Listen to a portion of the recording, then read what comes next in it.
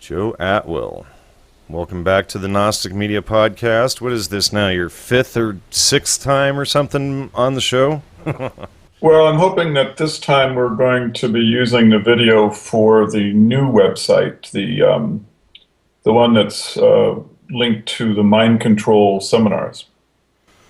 Or the one that is mindcontrolexposed.com. Right. The only problem, if we post it only on that site, it doesn't have near the traffic as the other. Well, then we just post it on both and hope for the best. Well, Joe, you and I published our article on May 13th, 2013 regarding Manufacturing the Deadhead, a product of social engineering. I wanted to have you on the show. We've been talking about doing this for a while to discuss that article, new research, and upcoming projects such as doing a teleconference and conference to help give people real tools on how to deal with all of this mind control stuff. Yeah, exactly. And I think we're in a position where we can give really good value to those that want to join us in the seminar on how to defeat mind control, because I honestly believe we've been able to take the understanding of the technique of mind control further than anyone else. And, I think in this show, perhaps we can first sort of review the Manufacturing the Deadhead to help viewers sort of come up to speed with that component. It's a good starting point. And then go a little bit further in the new article that we're working on regarding Gregory Bateson and the weaponized anthropology, which is a term that Dr. David Price invented, actually wrote a book called Weaponized Anthropology.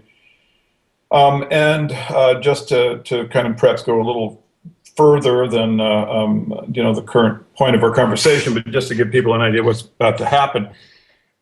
Price was able to show that Bateson was weaponizing anthropology. With the article that we produced, we can now essentially put Bateson's anthropology into the system so that we can expand out the actual process by which the archaic revival came about. Before we go head on into who Gregory Bateson was and the history of the Macy conferences and his role and Margaret Mead's role behind MKUltra, etc., why don't we first discuss our last article for those who aren't familiar with it, and sort of progress from there. And it's kind of interesting. I've never done an interview which includes my own research and part of the it's about topic. time. So you may have to help me lead part of my own discussion on it here. So I will. Well, just to begin, the real centerpiece of the Manufacturing the Deadhead was not so much the discovery of the letter that described Project 58's Subproject 58, MKUltra Subproject 58's funding, but the understanding of who was the individual asking for the funds. And you were able to determine that it was Gordon Wasson, that there was absolutely no chance that it could be anyone else. And so that really, I think, is a good point to start that discussion is, why don't you tell us about the letter, about how you were able to determine that it was Wasson, and you're talking about from the Subproject 58 documents that we got from That's correct, yeah. Okay, well, it was just basically a logical breakdown. In the letter, or in the documents from the CIA, one of the documents says that Wasson was an unwitting player, and obviously, as Colin Ross points out, that he had found this tactic used in other places to sort of deride the research and get people to go away from thinking that Wasson or any of these guys were involved directly.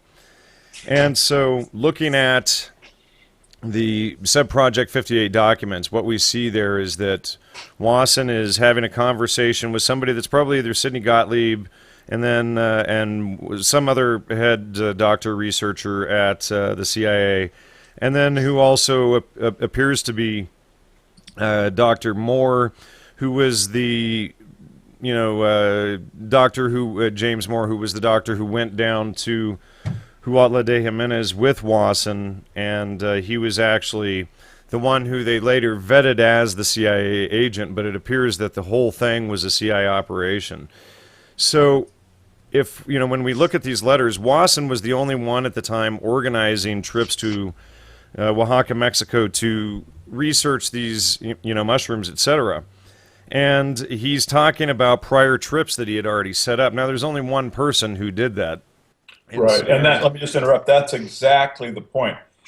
You can conjure up maybe some fantasies about possible other individuals going to Mexico to look for psilocybin mushrooms, even though that would be kind of far-fetched because Wasson's expedition had CIA members in it.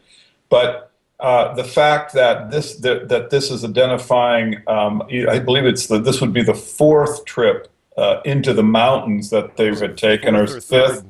Anyway, or third, I don't remember. I'd have to right. The fact that there are multiple trips at this particular time, there's only one individual it could be, and so you now have a primary document showing that Gordon Wasson was a liar, that his claims that he was not working for the CIA, that he was and moreover that the claim that in the CIA documents that he is an unwitting participant. These are all incorrect. These are simply fake. They just slipped that in there to lead people away from Wasson. Exactly. This is part of the cover narrative. But let me interject, Joe, yes. that we should be clear with people that Wasson was also a member of the Century Club, which was a front which is a front run by the CIA, and had Dwight Eisenhower there. Alan Dulles worked directly with Wasson there. John Foster Dulles. We've got dozens of heads of state and ambassadors like George Kennan to the Soviet ambassador and ambassador to Yugoslavia. Ellsworth Bunker is there, the ambassador to Vietnam and India, etc. These are the guys who Wasson hung out with just at the Century. Now, we also know that Wasson was a chairman for the Council on Foreign Relations, which was directed by Alan Dulles and Frank Altschul and a lot of these other guys that were right there at the time with Wasson, working with Wasson. We should also point out that Wasson was the vice president of propaganda for J.P. Morgan Bank, that he was trained or worked with Edward Bernays for at least a decade. Right. So yeah, you couldn't have someone whose background is more tied into the network that was responsible for MK Ultra, but you have to also, just in terms of sort of the layperson's understanding of the situation, add to the fact that the letter from the CIA impeaches Wasson's claims about his relationship with the organization, that this is the second letter, the second primary document that impeaches this claim. You also found a letter which written by, I forget his name, but he was someone that Roosevelt wanted to recruit into the CIA, and he used Gordon Wasson as the individual to do the employment request. Now, when you are operating for the President of the United States to a former ambassador to the Soviet Union to recruit them into the CIA, you are by definition working for the CIA. There's no other grammatical understanding possible. And so Wasson simply was lying. Now, the point I think that there's lots of different things that we can make of this. I would recommend people should go back and reread or read for the first time Manufacturing the Deadhead, the article that we wrote, and you'll be able to get a lot of this information. The point that I want to make now is just that this shows that Wasson was not simply a liar, but that he was what could be described as a lifetime actor. In other words, his entire representation about himself to the public was fake. He was a actor who was, representing a fake reality to the public to make the claims that he wanted to make that were related to essentially to the counterculture, make them more believable. And the reason why it's important that someone go through the article Manufacturing the Deadhead closely and make sure that they really understand, the truth of the article, is because it then opens up the concept of this lifetime actor, of someone who is just lying all the time about what they are, because this is what enables someone to understand Gregory Bateson.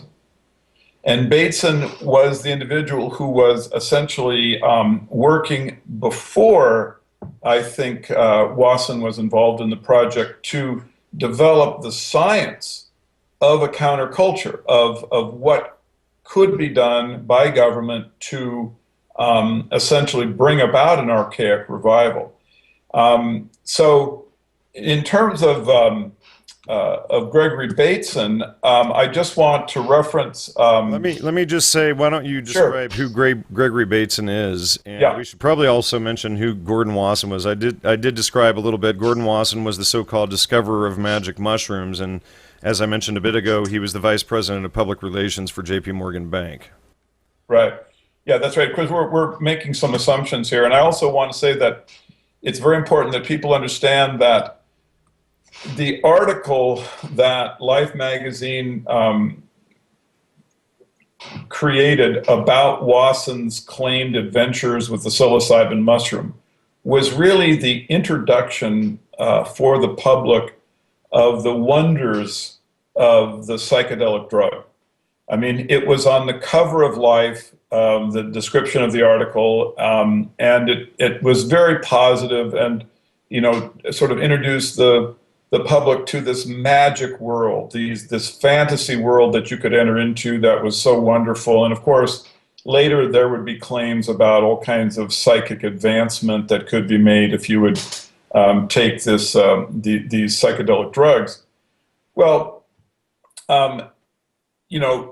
looking at that as having come out of MK Ultra, looking at that project that Life magazine covered coming out of MK Ultra, suddenly you have just a whole different reality. You have a completely different way of understanding it, and I should point out that you and I do have some differences of opinion on this specific point here, which we did point out in the article. Right. Well, my position is that the psychedelic drugs, were used by the government, essentially by an organization within the government, because they thought that it would create, a debased intellect, and it went in with a whole array of elements.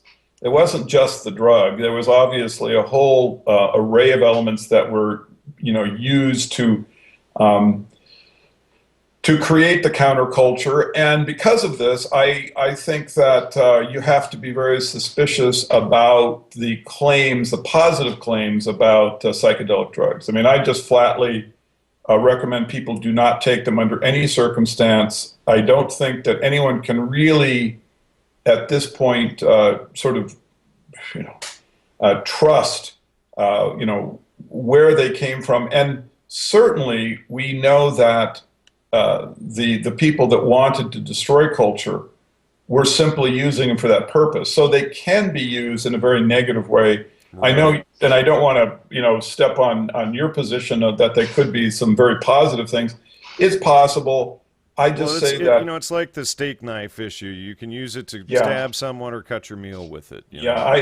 I just want people to know that it's best to stay away from these things right now until we get it all resolved. I mean, there really needs to be more investigation into why they use these drugs, what they thought they could produce with them. I mean, we just don't know enough about them right now to really trust anything about them. I want to enough, or I should say enough specifically of the the comprehensive overview of MK Ultra and how they were directing Exactly. Yeah, it. that's right. We Now, really need more investigation. you Yeah. know, and we can see that they're using it to push neo-feudalism in all of these different aspects, but at the same time, ibogaine, etc., we know for a fact that these things can be used to cure heroin addiction, which is in fact a very positive thing. And I've done experiments with thinking outside the box on certain things, and I've been able to problem solve on some things. But I agree with you largely, with the caveat that I personally don't think that anyone should take them without at least a 2-year comprehensive study in the trivium. Yeah, that can help for all mental issues. Having the ability to automatically be rational. But I just the idea that some kind of foreign substance can produce improvement in consciousness. Hey, maybe it can, but at the same time, I think we should be suspicious. And I know that in any case, the drugs wouldn't even be discussed at this point if they hadn't been brought to us for evil purposes. I mean, they became popularized. You found out about them. I found out about them. I found out about them in the late 60s, you later on.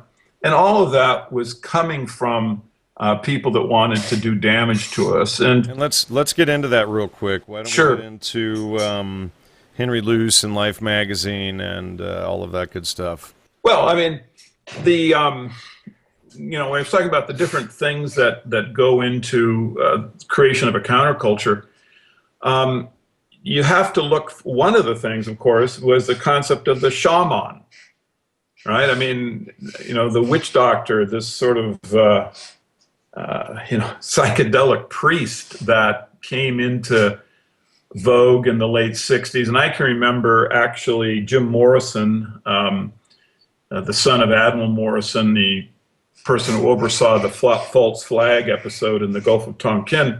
I can remember him calling himself a shaman, claiming that the spirit of the Indian had gotten into his mind and soul at some strange point when he was a child. And so where do these ideas come from? Well, they actually can be pretty precisely identified, as it turns out. I recommend that people read an article by Dr. David Price,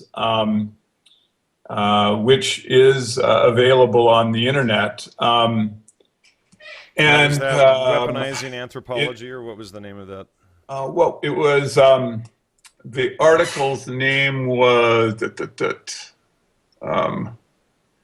it was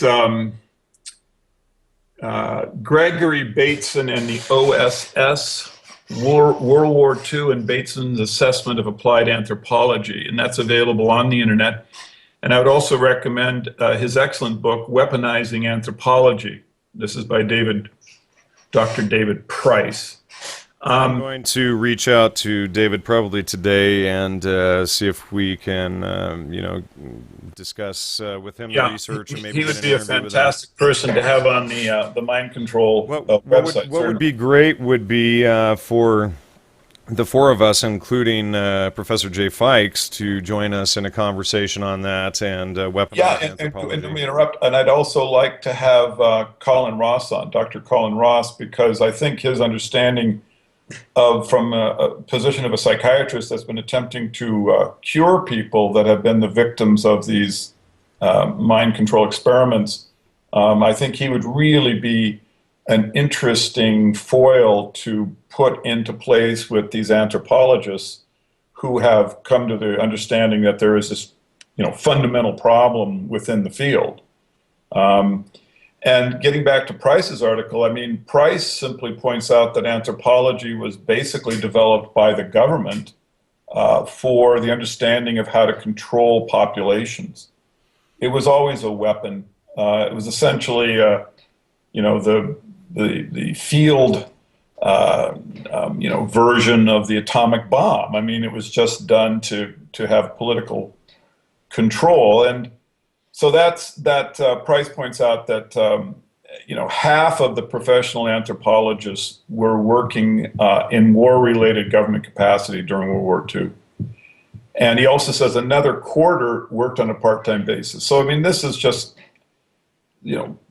self-explanatory. I mean, you got 3/4 of a science working for the government. It's a government project. That's just what the thing was. And now, what I want to do is interject right here. A couple of years ago, I was supposed to, or last year sometime, I was supposed to interview Professor Bartholomew Dean from the University of Kansas at Lawrence.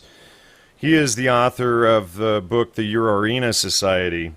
And Professor Dean is professor of anthropology there, or maybe associate professor. But this whole book, The Urarina Society, that he wrote, and it's clearly, it's made clear throughout this book that the point of this book was to destroy the indigenous Urarina culture in Peru. And this Urarina culture had escaped and had subverted all prior attempts at integration and at forcing them into cities and, accepting solace, etc., in Peru for their money, etc. I mean, every time they did anything, these people just packed up and went deeper into the jungle and disappeared again. And so this whole book focuses, the Urarina, it's clear that it focuses on how to destroy and break this culture. yeah, and so this is just one example of how anthropology has been applied against populations. And Price found, using the Freedom of Information Act, a paper written by Gregory Bateson. Now, Bateson, like Gordon Wasson, had kind of a surface story. He was this humanist. He purported to be involved with Buddhism, and of course, he was fundamental to the Esalen All Institute. of the modern humanism, we should point out, came from Sir Julian Huxley, who was Right, Aldous Huxley's exactly. private brother. So he's following in this trajectory of the so-called humanism. So Bateson is doing all of this research in terms of how culture operates.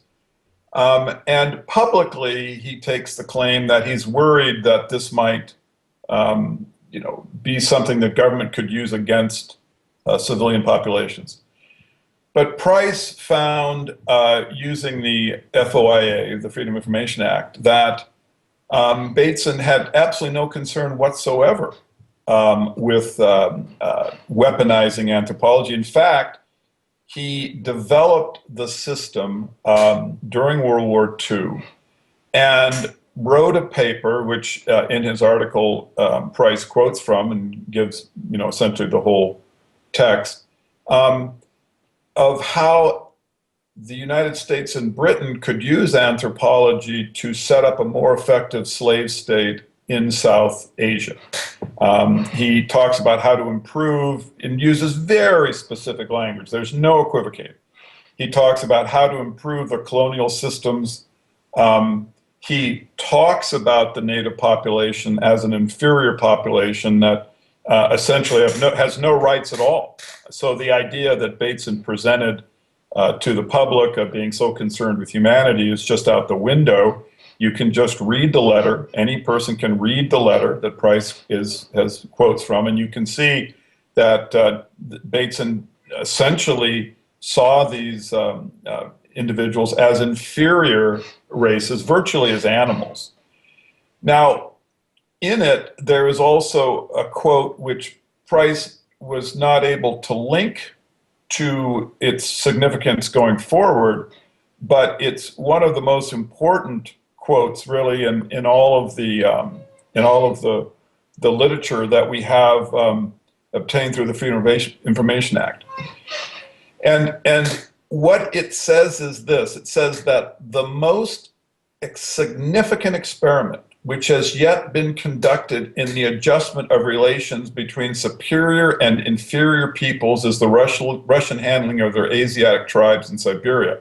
Now, I just want to read the sentence again because there's so many important points that come from it. It's almost hard to know where to begin. But this is a quote from Bateson that Price has in his article. And he's talking about how to control the Southeast Asia populations, and he's using the science, okay, that anthropology has obtained in prior experiments to be able to set up a more effective slave state.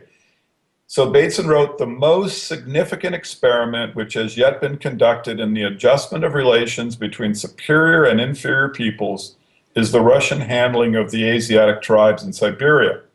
Now, I'll paraphrase what this experiment showed, but basically it said that if you want to really control people, you need to have them sort of not understand they're being controlled, but you have to find a way to reduce the tension of being enslaved. And so the way that you do this is by rekindling their ancient traditions. In other words, he calls it a native revivalism. And so then he gives example of that ties directly. Let me interject. Exactly. You see, this directly to the archaic revival. Of exactly right. So if you want it, many people are curious. Well, how in the world did the archaic revival concept come about? It comes about from the science, the anthropologic science that was determined using experiments, right, of the relationships between superior and inferior people that the Russians did when they were trying to control the Asiatic tribes in Siberia. Now, what is so important about this is that these tribes were the individuals that were using the psilocybin mushroom. If you look at these tribes, the Amanita mushroom. Just to okay, well, okay, all right. So they were using psychedelic mushrooms, and they had a shaman culture. You see, they had that. The word shaman doesn't come from the Native Americans. It is from the Asiatic tribes. That's where the word developed. And so you have this very clear process whereby Bateson brings this science of how to control inferior peoples that was developed by Russian anthropologists of studying the Asiatic tribes. And they determined that you wanted to essentially retrograde their culture because this would create an easier to control population. So now when you go forward, when you look at Bateson's connection into MK Ultra, and he was, of course, at the very foundation of it. Bateson was in the Macy conferences. And I'm going to turn this over now to you. I'm going to ask you to try to show Bateson's connection through the Macy conference to MK Ultra, and then I can get back to this what other I stuff. want to do before I do that with Bateson and the Macy conferences, and people, for more information on that, they can also pull up the brain database on the web, on the Gnostic Media website, and they'll be able to get straight to, just type in Gregory Bateson and he'll pull up right there. And I'm pulling up the brain database myself here so that I can go over that in just a second. But I should mention anthropologist Professor Alice Beck-Kehoe. She has written a book on shamanism showing that the use of the word shaman, how they took it from Siberia and applied it to all of these other shamanic quote-unquote cultures, was a false application of the word. And in fact, the word shaman comes from the Tunzik, essentially, if I recall correctly. She shows how the word was misapplied, but she doesn't give us another word to use in her book. But the issue there is that someone had come in there and taken the word shaman, and amalgamated essentially all of the tribes and cultures that didn't use mushrooms with the ones that did, and then called them all shaman, and then spread that out to other cultures that used ayahuasca, peyote, etc., and calling them shamans, even though the Siberian tribes were specifically dealing with Amanita muscaria mushrooms. Now, what's interesting, though, is how, going back to this point of the Russian anthropologists, what is interesting is how this word shaman from the Tunzik, from Siberia, became the universal language for all of these people. Now, that's one point. Now, there's another point that Wasson and I, and I published this last year and a year before in somebody else's book as well, but Wasson took a lot of his research from a man by the name of John G. Bork, who was a military soldier. He had traveled throughout Siberia, etc. And in 1891, John G. Bork publishes this book, The Scatologic Rites of All Nations. And in this book, he has 35 pages of the Siberian use of mushrooms, tying it to the Mexican mushroom practice, etc. Now, can I just interject one thing? He also talks about the effects of trance and dance. He talks about how the shaman was able to essentially reduce the population into a trance, and that he had a number of different elements in his toolbox to bring this about. Obviously, psychedelic mushrooms, but he also talked about using dance so that you could, put people into a trance. What they were looking for was how you could essentially get rid of the ability to reason. When they say trance, you then have to look at it from an applied anthropology. And when I say applied, I mean weaponized anthropology. This is what they were looking for. Now let's and this is why when you look in the literature, you'll see that Bateson and Mead produced an actual video, I believe, with this other filmmaker called Trance and Dance in Bali, I believe it was called. And again, it was the study of what can put people into a trance. So what's happening is if you just look at it from a broad stroke, the government is looking how to control its population. The concept of trance, right, is what they're trying to find how to get people to enter into. This trance is essentially the point where the individual's self-interest and self-awareness are turned off. And they can insert their own program. They can insert their own mind, essentially. They can put in the mental perspective that they want during these very, open moments that the trance produces. And so what they did was they looked at what was going on in Siberia with the shaman, and they saw how the trance was developed. And so now when you go forward to the archaic revival in the United States, what you're looking at are elements that come from this weaponized anthropology. And Gregory Bateson. And you can now see why the psychedelic drug, what was the purpose of it? It was to create the trance. Sure. Because and to go back to the neo-feudalism that we discussed in the last article. Right, exactly. And so this is the end result of all this is just to put someone in a trance, give them the ideas that they should be returning to a primitive, non-technologic state where they are basically like mental infants, and the government will now have exactly the population structure it wants. There's no rebellion possible. The oligarchs that rule the government now have just basically not just a slave state, but a slave state without any consciousness, or whatever consciousness it has. It's the one that they feel is appropriate. Well, it's the positive thinking and dismissing all any information that's negative. This very off-balanced thinking that's Kabbalistic is a good word for it, maybe. Well, I don't want to jump ahead too far, but this is a great point to bring up a real applied example of this kind of thinking.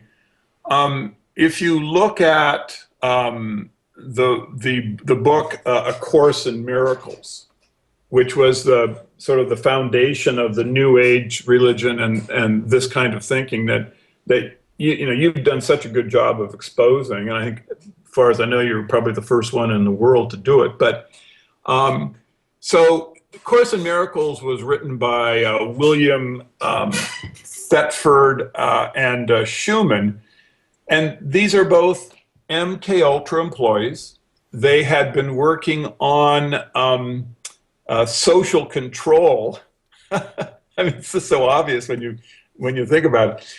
MK Ultra had hired them to do this kind of work. And then they developed this book, A Course in Miracles, which Schumann claims to be channeling Jesus Christ. And you get all of these strange ideas suddenly that enter into, into the culture. Oprah is a big proponent of A Course in Miracles, and all of this New Age stuff starts getting into play. But I just wanted to give a kind of an amusing, although tragic, example of where this all goes in terms of thought. I want to take us back for a second, though, and go back to Russia before we go forward further, because what we have is in Gordon Wasson in 1968, when he published his book Soma. In the back of the book it's filled with appendices that are all of the research that they could find at the time on Siberian shamans and mushroom practices. Now, Wasson's wife, Valentina, was a member of the Russian intelligentsia, by the way, so there's a direct connection there to all of this. Now, we should also point out that historically, the shaman was for the tribe often, and I on episode number 6, I interviewed Professor Neil Whitehead, who's no longer with us, and he exposed dark shamanism. He was a victim of a dark shaman attack in Guyana by the Kanema. And the image that we've been sold in Western society of the shaman has been completely whitewashed. They've taken out the dark shamanism aspects, and not only that, they've taken out the trickster aspects. Now, throughout history, the shaman was often the ultimate trickster or sophist in the society, and he would use his tricks to keep the rest of the tribe under control, essentially, and to help with these sorts of things. And so, whether or not he used drugs, etc., or used drugs on his tribe is separate from, the drug issue is separate from the trickster issue. And the trickster seems to be reoccurring through most of the cultures regarding the shaman. Now, the shaman is essentially the basis or the genesis of the priest, the king, the president, etc. He becomes that monarchical, that patriarchal figurehead. And so I think the study of all of these cultures in anthropology was twofold. One, to study how they could corrupt and subvert these cultures, and two, to study the origins of this form of social control that continues on today. Now, back in, I think it was January or February, I interviewed Jose Barrera, and he discusses how today the Magi has become the magistrate who writes the laws, etc., and ironically creates, fictitious entities called corporations today. Yeah, well, I mean, the techniques of maintaining political power through mind control are absolutely ancient, and I would just, not to toot my horn, but have suggested that interested viewers read Caesar's Messiah, my book that shows where Christianity came from, so they can actually see that, again, this was just a very obvious form of mind control used for different purposes by the oligarchs of the day. Well, getting back to this process that Bateson and MK Ultra were part of, you have the counterculture. If you look at photographs of the rock stars, you can see that they essentially were representing the archaic revival in their dress automatically. They're pictures of David Crosby with his father, who of course is an OSS member, Annapolis graduate, who would be dressed in a perfectly middle-class outfit, and next to him would be David Crosby with a buckskin fringe outfit, a beard, looking like something from the Lewis and Clark expedition. So, there you have just a clear-cut manifestation of the images that the media produced to help bring about the archaic revival. All of these And that goes long the same hair. for Jim Morrison. Yeah, these guys were all representing, ancient archetypes so that people would think in a reverse way. And so that's, the LSD trajectory is pretty clear cut. And I think as we produce more articles, we can really define it down even more concretely. But the other part of MKUltra or one of the other parts was this control through religion, that they had been studying with the shaman, and so one of the questions that comes up is, well, what exactly are they trying to do? Why would they, is it just that they want stupid slaves? And the answer is yes, but they also want to have to take away the ability of any kind of independent thought, and they created a really clear one. In the Course in Miracles, which is, of course, ludicrous and highly suspicious under any criteria. But the fact create that a system where the control group polices itself as well. Right, and so and here I just want to give an actual example of the kind of thinking that they're trying to produce. So, A Course in Miracles produced a foundation that this guy named Ken Wapnick took over, created funding for, and then wrote books about. He wrote a book called Absent from Felicity.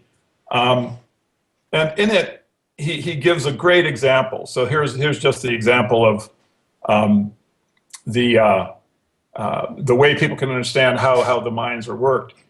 He says that he talks about the Abu Ghraib prisoner abuse scandal, where the prisoners were sexually molested and there were pictures taken of them.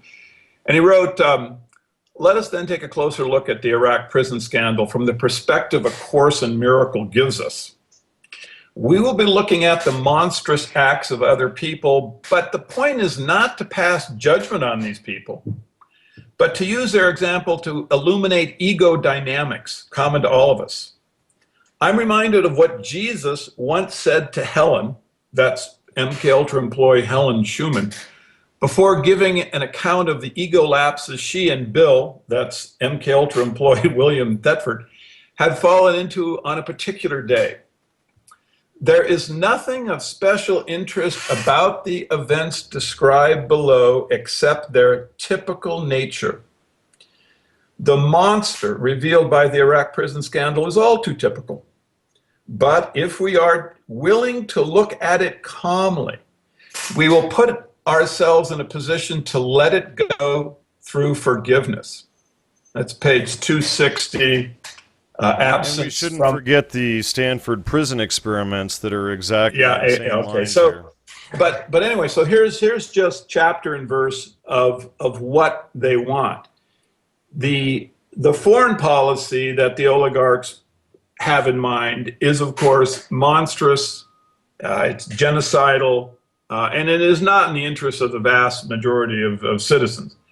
But they want it. So how do they deal with the people that will complain?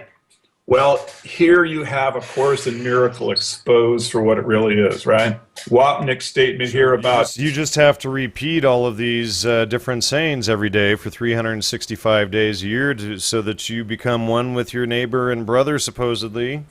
But you see, they're in this quantum delusion, and then no matter what bad they do, we don't get upset about it. We just accept it and think so positive. see this. If you look at this and you actually take this thought, this idea of like trying to find a way to condition people into not having a negative reaction to torture, right? That the oligarchs are perpetrating, and then you look at the philosophies of the Esalen Institute, for example, you just get this really clear pattern.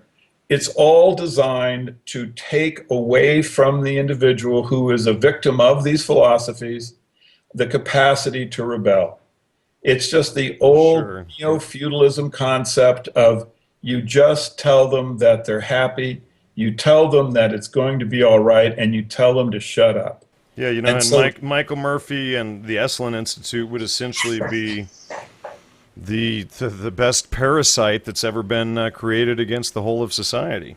Of course, when you look at it in this context, when you look at it in the context of the Macy Foundation, the creation of MK Ultra, the creation of the counterculture, the creation of the neo-feudalism religions, you get such a nice, clear trajectory, really easy to follow, really simple, really clear.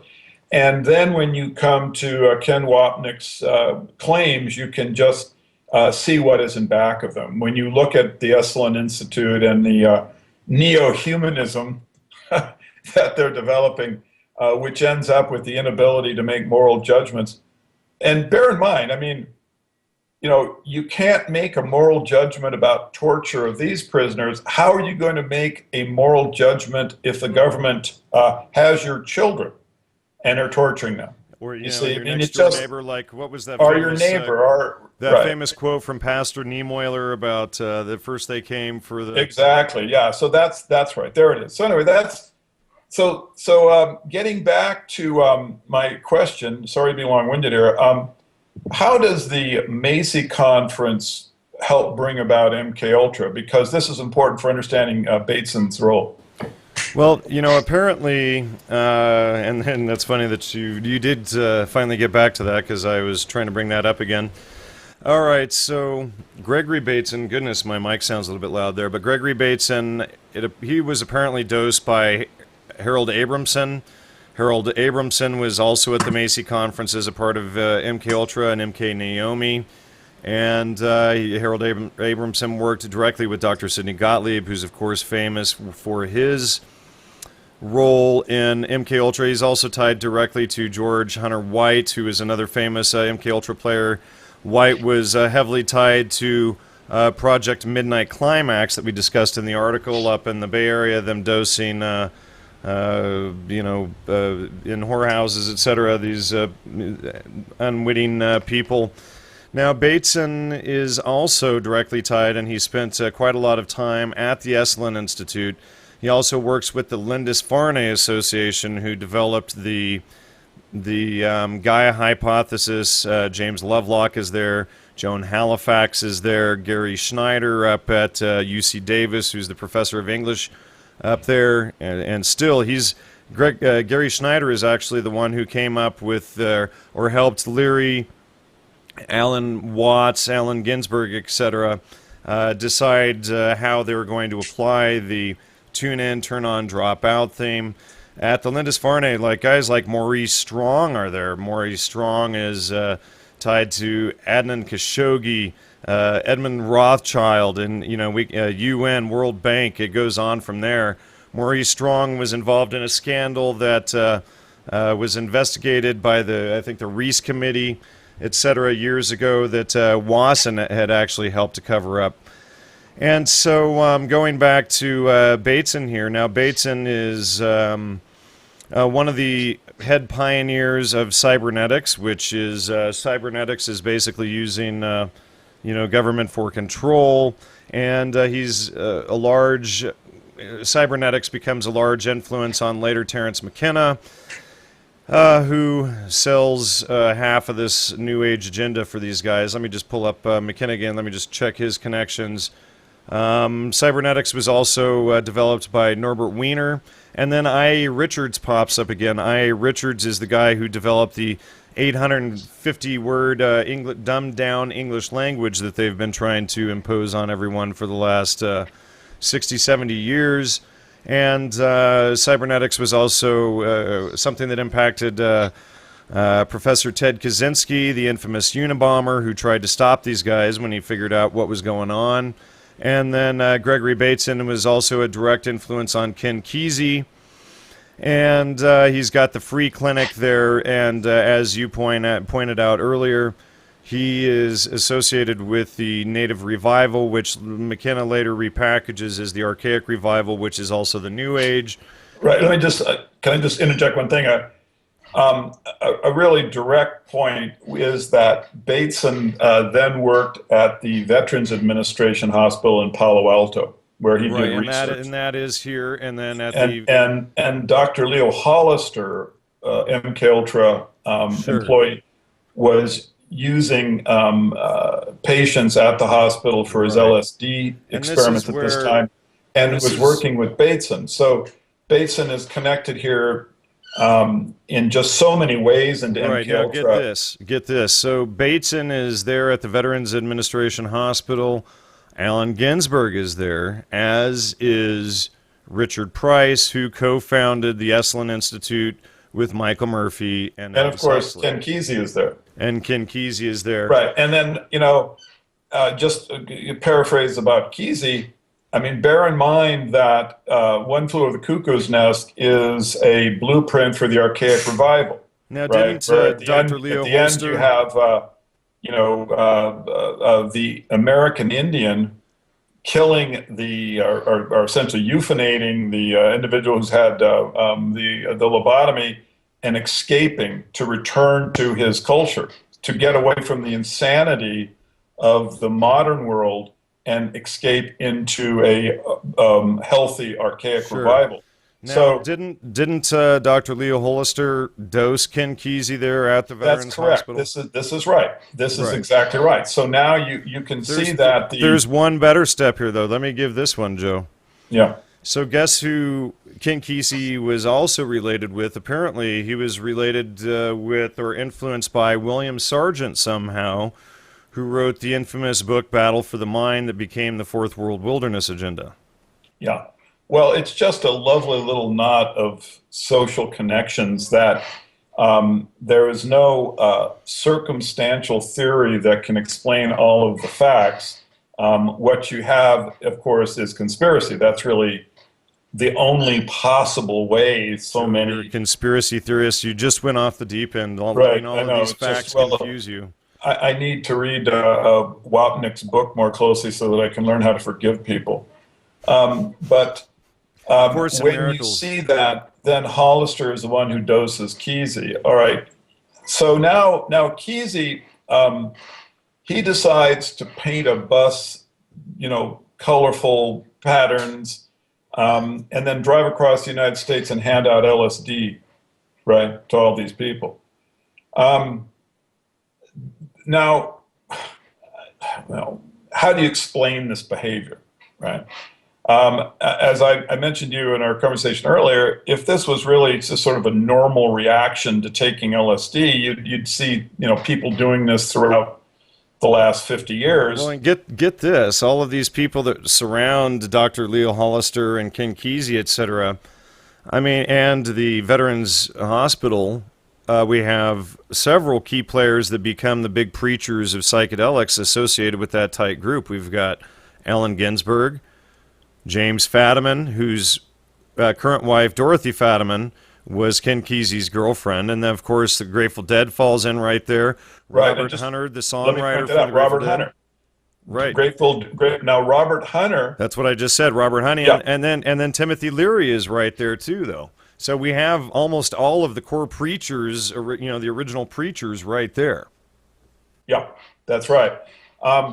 If you just look at mechanically, where the drug is coming from, you've got Kesey passing it out. Somehow he has millions of tabs, which he's able to give away for free, or next to, evidently. And then you also have the Grateful Dead, who pass out LSD at their concerts. And incidentally, these aren't small numbers of tabs of LSD. It's in the millions, right? I was been reading blogs written by people who were working for the Dead, and they all say the same thing. They would take hundreds of thousands of tabs of LSD with them when they went on their tours, and then would give them out to everyone they could, and then simply come back and somehow find a lot more and give them out the next time. They all claim that this was the idea behind all this was to somehow heal society, right? That's the story that they told people. Let me read you this in my notes here. Yeah. And I'm not quite sure where this came from. I copied it from somewhere else. Back in California, it says, Gregory Bateson had maintained the Huxley operation out of the Palo Alto VA hospital. How about that? Yeah. Through SD experimentation on patients already hospitalized for psychological problems, Bateson established a corps of initiates, quote unquote, into the psychedelic ISIS cult. Yeah. It goes on from there. I don't think we're, the idea that it's an ISIS cult is far-fetched to me, but, whatever they want to call their organization is really irrelevant. It is an organization. It has power as its goal, not only the maintenance of, the acquisition of power, but to ossify it, to have it forever. To call it the ISIS cult would be just to relabel it rather than calling it neo-feudalism or the New Dark Age. That's just their package. Exactly. And they, it's sort of like the bus that handed out the LSD, it isn't painted with, images of slavery and feudalism. It's these beautiful psychedelic colors, to get the children to be interested. They call themselves the merry pranksters. So seductive, so engaging for innocent young minds. And what is a prankster again? Going back to what I was just discussing about shamanism being the ultimate trickster, the shaman being the ultimate trickster. Here we have the merry pranksters, right? Yeah, exactly. And so they're pulling a prank. But here, let me read this next quote real quick. Sure. Foremost among Bateson's recruits was King Kesey in 1959. Bateson administered the first dose of SD to Kesey. By 1962, Kesey had completed a novel, One Flew Over the Cuckoo's Nest, which popularized the notion that society is a prison and that the only truly free people are the insane. How about that? And the archaic revival, the subtle, real message. Sure. Well, their insanity is those who are completely out of their minds so that they can be controlled by the elite group, which exactly. McKenna and these guys make clear in their books. This is right. They tell you that it's freedom because if they tell you it's slavery, you probably won't want to enter into their drug trance. George Orwell was Aldous Huxley's student. Freedom is slavery. Yeah, these are the ideas that they're using, and they're really quite ancient. I mean, Christianity was used by the Roman Caesars in exactly the same way. They would just tell them that they would be free in their in Christ, and it didn't matter what the magistrates told them to do as long as they knew that they had this happy afterlife to look forward to. They were free. Be free in the quantum delusion. There is no truth. Don't look over here, folks. So anyway, I would say that if you bring the primary documents together and bring the connected relationships just in to take all subjectivity out of it, if you just now bring and you string together the information obtained through the Freedom of Information Act that you've shown, you bring in Price's work on Bateson, you then look at the relationship between the proponents of LSD, all of like Jim Morrison and David Crosby and Robert Hunter and Frank Zappa, and you look at all of these individuals, that look at their background, you have a really, really clear picture that the entire drug counterculture was orchestrated, and it was created by some organization inside our government. Now, I would say that there is enough just hard evidence that you could bring a charge against the government through the normal penal process here, but certainly there's enough that you should be able to begin a more focused research by anthropologists, by historians, to bring to the public and this in details and relationships that we haven't even found at this point, to really round out this picture so that the public just doesn't have any confusion at all about where the counterculture came from. Sure. And demands that the government start producing some openness about these things. Well, maybe we should consider bringing a lawsuit against organizations like the Esalen Institute. And absolutely, they should. They're all culpable. They're all part of it. They should be records. There should be, even if the present runners of the thing are innocent, there should be some historical documentations that can help flesh out the truth about what really happened with the counterculture. And so all of these things should be in play. one thing that I would hope is that that anthropologists that have been suspicious of the relationship between their science and the government will start to have a more focused investigation. Sure. And well, Using why don't we cover the ties there between, and too bad Jay's not with us. I saw him pop online a minute ago. But talk about Castaneda. He earned a doctor of anthropology from UCLA. We've got many of these people surrounding this entire theme were either directly involved with anthropology or circling the field. Yeah, and Dr. Jay Fikes' work is very key here. He shows that Castaneda was a lifetime actor. We go back to that concept, which is so important. Jay has shown, in my opinion, just without a doubt, that Castaneda's story is completely false, that all of the details of his life that were presented are fake. Okay, that's my honest appraisal of what Jay has uncovered. Now, Castaneda is of course, part of what brings the psychedelic drugs into our culture, right? And now he's been shown to be completely fake, like Bateson and like Watson. So now suddenly you're getting this pattern, right? And I think we can just at this point, use Dr. Fikes' work, Jay's work as an established fact. Castaneda was fake. He was a lifetime actor. We can't necessarily. We don't have documents that can link him directly into MK Ultra, but we do have letters out of UC Santa Barbara, ironically, that link him to having lunch with Wasson at the Century Club. Right. And then after that, what we have is this pretend squabble between him and Wasson, where Wasson is always attacking him and debunking him publicly, which Wasson is always disparaging people publicly that he knows are agents to keep the illusion going, sure, right? Of course. And just like he claimed he had nothing to do with the CIA. Right, and Aldous Huxley was also at the Century Club, as was B.H. Friedman, etc., along with Alan Dulles and the rest of the CIA. Right, and so you have now this new concept, that we hope the public starts to recognize, of the lifetime actor. Everything about this individual is fake. Everything that they represent to you is done simply to create the credibility needed to get their weapon to be as effective as possible. Castaneda's weapon is his luring young people into drug use. How do you get that weapon to be effective? You've got to give him, a plausible persona that will, help people accept it. So you got all this crazy stuff about the sorcerer in the desert that he's, learning about his mind and soul from.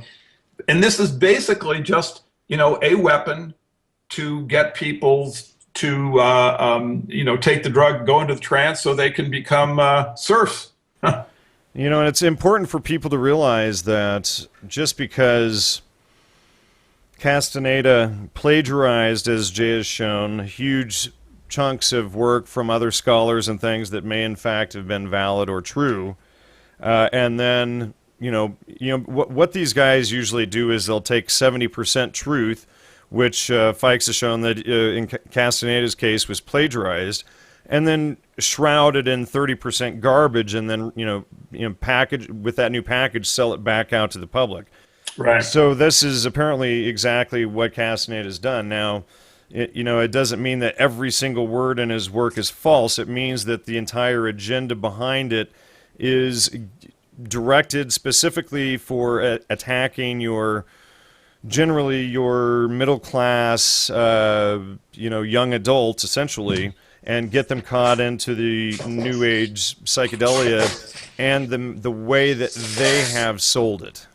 Right. I mean, I would say that really what's going on is they shattered the culture, destroyed the family, which was the basic component of it, right? You have nothing. Then following the counterculture, you have the explosion of single moms and bar hopping, drug taking single men. The family is shattered. And now we have this financial crisis, so-called, where Right. the economy is spiraling down further and further. And there isn't the capacity to resist the effects of the diminished economy because there is no There's no family family. structure. There's no Right. community. There's no And this is where the way that fourth people world comes in. bind together to try to defend themselves. And this is where the whole fourth world comes in. All of these different things sort of flow in together, and Right. they fall under, going back to William Sargent and his book Battle for the Mind. We have the Course in Miracles in there. We've got the compulsory education system, the feminism and attack on the family and the middle class, etc.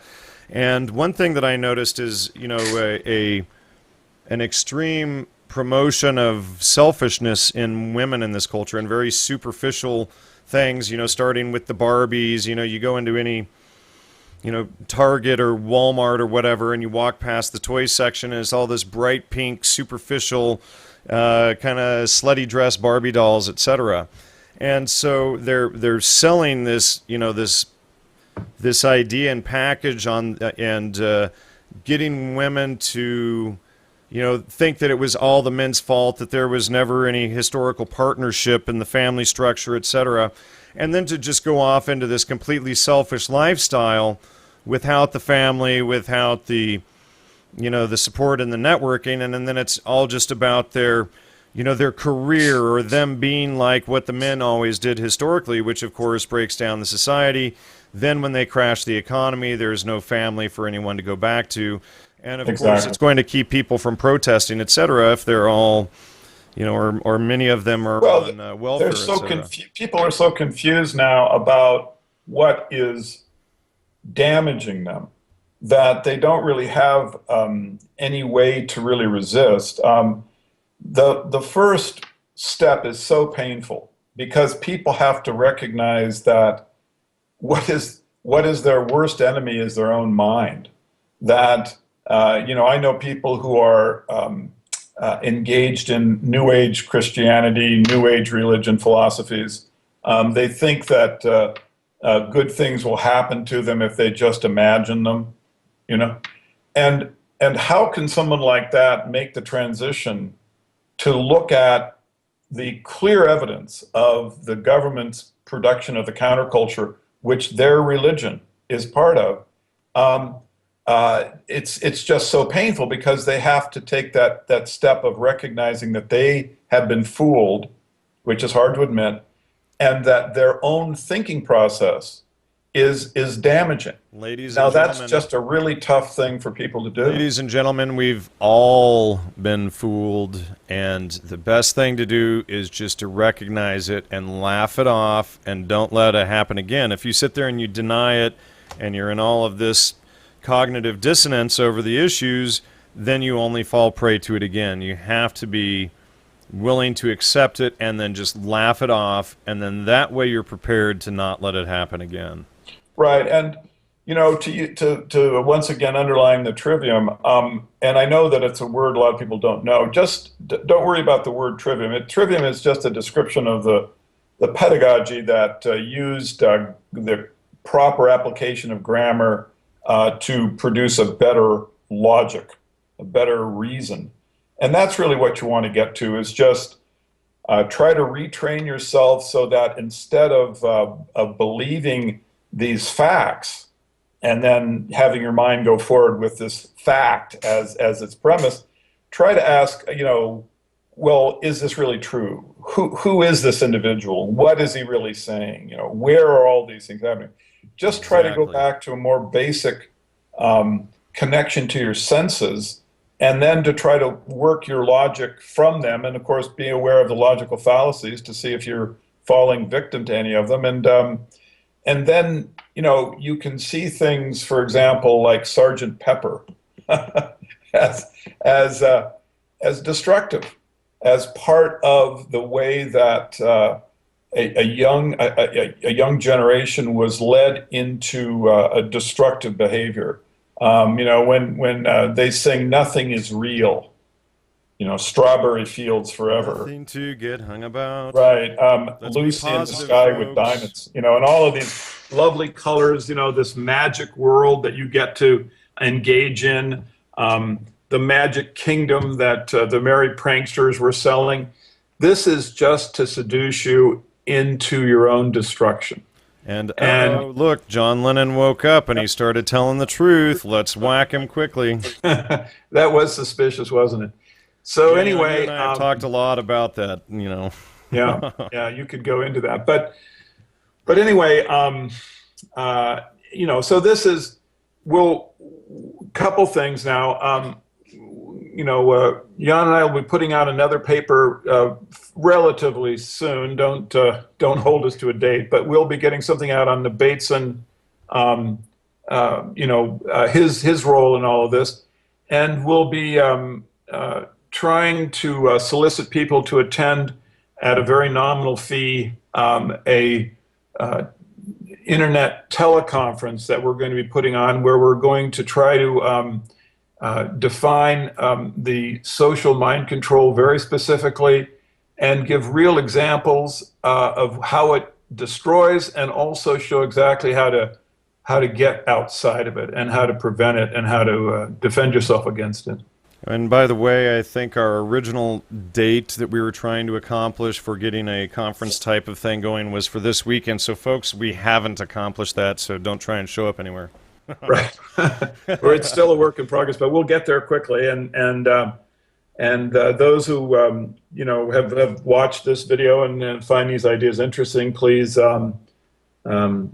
proceed to the seminar, because it's going to get a lot more interesting. We've got some just very explosive evidence, and it isn't. I mean, I think really, I don't know about you, Jan, but I just feel that when you place all of the evidence in a package and you just stare at it for a bit, it's really clear that there just isn't much way to explain it other than a conspiracy by an organization inside our government. There just really isn't any explanatory theory that works to any extent with so much evidence pointing in one direction. So I think we can kind of get beyond that, and we can start getting into, well, how do you actually get yourself free? The counterculture guys always talked about becoming free, right? More drugs, an archaic revival, living off the land, free love, everything that was going to destroy your culture were the things that supposedly was freedom. Well, freedom for is that matter. Yeah. Well, anyway, freedom is something else, and freedom begins with the ability to reason, and the freedom begins with the sort of the understanding, the seeing of the evidence as to how the counterculture came about. What's the single most important concept you would like people to take away from this discussion? Weaponized anthropology. That's an expression that Dr. David Price came up with, and I think it's brilliant. I think people need to think about it, that the science of anthropology was given to us with a fake persona, just like the idea that Bateson is a humanist and Watson was a humanist. I mean, that these ideas are fake, that what we're told about them, the veneer, is just to keep us from seeing the death mask that's just directly beneath these concepts. And so weaponized anthropology, that's something that we really have to start thinking about. What about you, Jan? What is the most important concept that you see in all this? I'm going to agree with weaponized anthropology. When you first told me that term, it shocked me. And, it really grabs you and makes you think about what all of this is.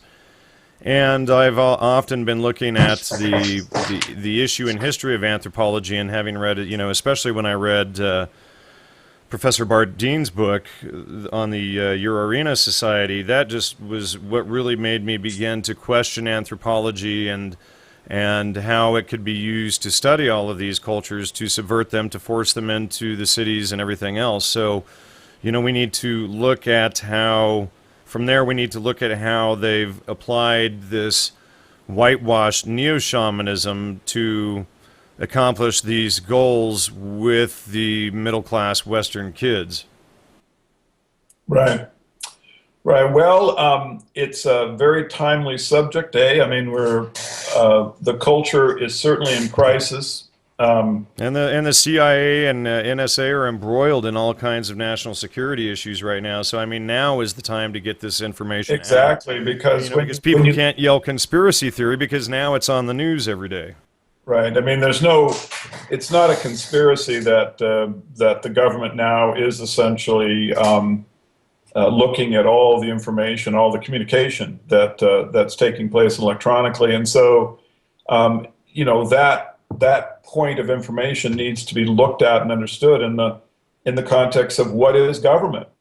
When you start realizing that there is some organization inside of government that has power, I mean, you couldn't get Alan Dulles to be the head of the CIA if you weren't in complete control, whatever organization it is. It seems to have the real power. And so then when you look at the NSA stuff and the spying, it sure looks like you're going to get a technological neo-feudalism pretty quick here. They're setting it up for a kind of existence that freedom-loving people are not going to want. Sure. So it's a timely matter. It's very timely to start bringing this information. Hillary Clinton recently said that they are losing the war on information. Huh. To who? To us, because so many of the people, they're turning to podcasts and things that are completely outside of the mainstream media, and it's becoming the true media. So now they're focusing on, attacking and taking down all of the podcasts and making us out to be conspiracy theorists or terrorists or whatever they can label us as to We're bad try for their and ban minds. us, right? Because they're really worried. But then what you have from that point is all of these people have downloaded these thousands of podcasts, and then they already have them, and then they can just distribute them. And in fact, Richard Grove was on Alex Jones this week, and he, was able to talk some about it, some of this particular issue going on right now. Interesting. Well, there just is a real need for an alternative media, and that another thing that I think what the Bates and information shows is that there's a need for an alternative science. The what is presented as science to the public is vetted and essentially is typically weaponized. Sure, and then ironically, they always go out there and have everyone in this new age hippie community attacking and blaming science as the problem when it's not. Yeah, right. Of course not. It's totally corrupted, and it's not applying critical thinking in the trivium, and it's not primary based. Yeah. And it's just when, you have so much suspicion concerning terrorist events, particularly that they could be false flags. When you look at the Bateson, lifetime actor persona, and you look at the weaponized science that he developed, and now that this is really can be put in the correct context of the MK Ultra creation of the counterculture, I mean, there really is the need for a group to develop an alternative media in terms of reporting, what is really seen and observed at these terrorist events to see, who might actually be responsible for them.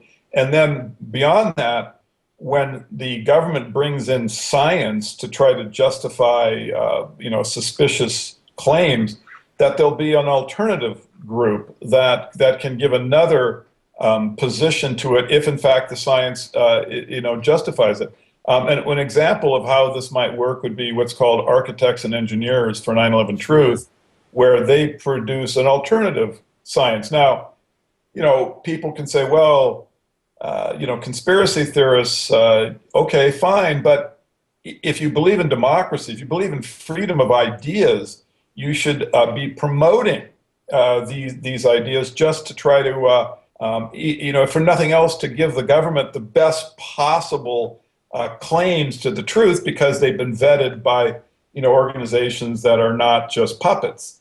So everyone should support this concept of the internet to be used as an alternative media with other kinds of investigations and other interpretations of science.